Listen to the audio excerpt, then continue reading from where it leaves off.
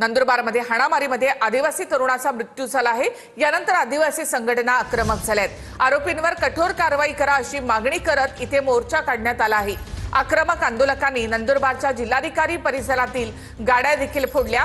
मोर्चाला हिंसक वळण लागल्यानंतर जमावाला पांगवण्यासाठी पोलिसांनी इथे अश्रुधुराच्या नळकांड्या फोडल्यात। नंदुरबार शहरामध्ये 2 युवकांच्या हाणामारीमध्ये जय वाळवी या तरुणाचा उपचाराच्या दरम्यान मृत्यू झालेला आहे।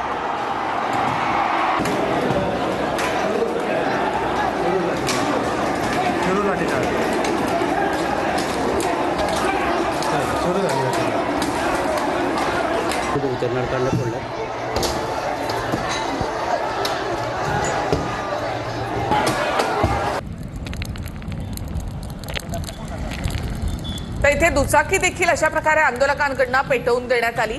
तसेच एक गाडी देखील इथे उलटवण्यात आलेली आहे।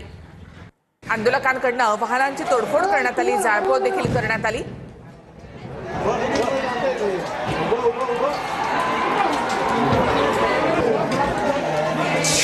दोन युवकांच्या हाणामारीमध्ये जय वळवी नावाच्या तरुणाचा मृत्यू झाला। त्यानंतर आदिवासी मोर्चा या ठिकाणी काढण्यात आला। हजारो आदिवासी यामध्ये सहभागी झाले होते। या मोर्चाला अचानकपणे हिंसक वळण लागलं। आंदोलकांनी वाहनांची तोडफोड केली, तसेच काही वाहनं जाळण्यात देखील आली।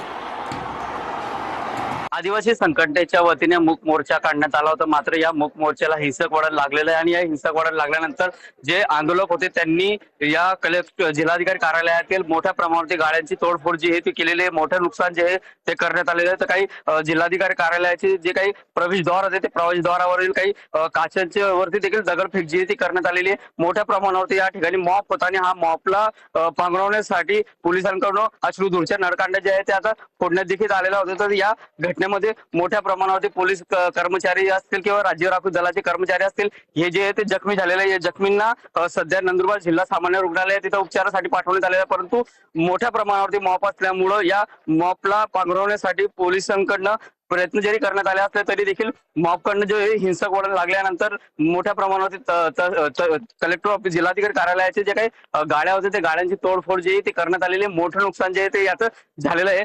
जितेंद्र वैसाने, TV9 मराठी, नंदुरबार।